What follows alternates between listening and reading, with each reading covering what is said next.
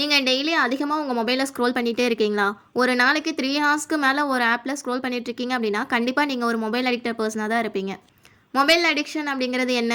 காரணமே இல்லாம சும்மா சும்மா மொபைல் எடுத்து பார்க்கறது, மணிக்கணக்கில டைம் போறதே தெரியாம மொபைல் யூஸ் பண்ணிட்டு இருக்கிறது, சோசியல் மீடியா, யூடியூப், கேம்ஸ், ஷார்ட்ஸ்ன்னு இது இல்லாம உங்களால இருக்கவே முடியாதுன்னு நினைக்கிறது.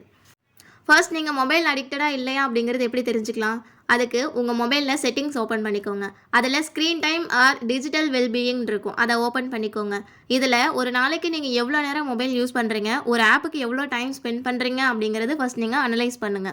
நீங்க ஒரு நாளைக்கு 2லிருந்து 3 மணி நேரத்துக்கு மேல ஒரே ஆப்ப ஸ்க்ரோல் பண்ணிட்டு இருக்கீங்க அப்படின்னா, கண்டிப்பா நீங்க ஒரு மொபைல் அடிக்டட் பெர்சனா தான் இருப்பீங்க.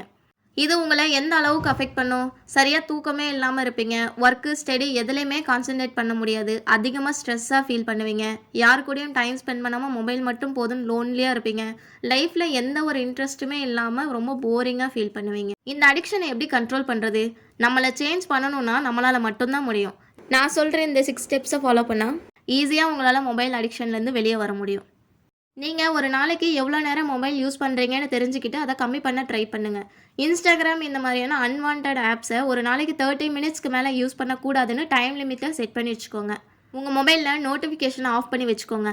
நாம ஒரு விஷயத்த ஃபோக்கஸ்டா பண்ணிட்டு இருக்கும்போது, அந்த நோட்டிஃபிகேஷன் சவுண்ட கேட்டாலே என்னவா இருக்கும்? யார் மெசேஜ் பண்ணியிருப்பாங்க? அப்படிங்கிற ஆர்வத்துல உடனே மொபைல் எடுத்து பார்ப்போம். இது கண்டிப்பா உங்க மைண்ட டிஸ்ட்ராக்ட் பண்ணும். நீங்க தூங்கும்போதோ, சாப்பிடும்போதோ, படிக்கும்போதோ கண்டிப்பா உங்க மொபைல பக்கத்துல வச்சுக்காதீங்க. உங்களுக்கு எப்பலாம் மொபைல் யூஸ் பண்ணணும்னு தோணுதோ, அப்பலாம் உங்க மைண்ட டைவர்ட் பண்ணுங்க. லைக் புக் படிக்கிறது, வாக் பண்றது, ஒரு ஸ்கில்ல லேர்ன் பண்றது, டிராயிங் பண்றது, anything your wish. Weekly once full day மொபைலே யூஸ் பண்ணாம ஃபேமிலி, ஃப்ரெண்ட்ஸ்ன்னு அவங்க கூட டைம் ஸ்பெண்ட் பண்ணுங்க. நாம எதுக்கு மொபைல் யூஸ் பண்றோம்? நாம பார்க்குற வீடியோ நமக்கு யூஸ்ஃபுல்லா இருக்கா? இல்லையான்னு உங்களுக்கு நீங்களே கேள்வி கேட்டுக்கோங்க. இந்த மாரி சின்ன சின்ன செல்ஃப் டிசிப்ளின் தான் உங்கள ஒரு நல்ல பழக்கத்துக்கு கொண்டு போகும். ஒரு விஷயத்த நல்லா ஞாபகம் வச்சுக்கோங்க. நாம தான் மொபைல கண்ட்ரோல் பண்ணணும். மொபைல் நம்மள கண்ட்ரோல் பண்ணக்கூடாது. நான் சொன்ன இந்த 7 ஸ்டெப்ஸ ஃபாலோ பண்ணிட்டு வந்தாலே ஈஸியா உங்களால மொபைல் அடிக்ஷன்லேருந்து வெளிய வர முடியும். கண்டிப்பா உங்க லைஃப்ல ஒரு சின்ன சேஞ்சஸ பார்ப்பீங்க.